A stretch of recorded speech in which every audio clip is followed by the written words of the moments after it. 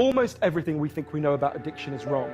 You get a rat and you put it in a cage and you give it 2 water bottles. One is just water and the other is water laced with either heroin or cocaine. If you do that, the rat will almost always prefer the drugged water and almost always kill itself quite quickly. In the 70s, Professor Alexander comes along and he looks at this experiment and he noticed something. He said, we're putting the rat in an empty cage. It's got nothing to do except use these drugs. Let's try something a bit different. So Professor Alexander built a cage that he called Rat Park. They've got loads of cheese, they've got loads of coloured balls, they've got loads of tunnels. Crucially, they've got loads of friends. But here's the fascinating thing.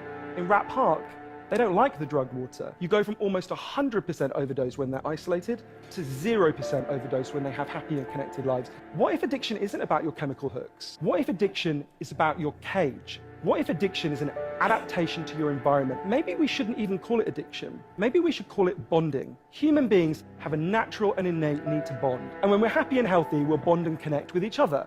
But if you can't do that because you're traumatized or isolated or beaten down by life, you will bond with something that will give you some sense of relief. Now, that might be gambling, that might be pornography, that might be cocaine, that might be cannabis, but you will bond and connect with something because that's our nature. The opposite of addiction is not sobriety. The opposite of addiction is connection.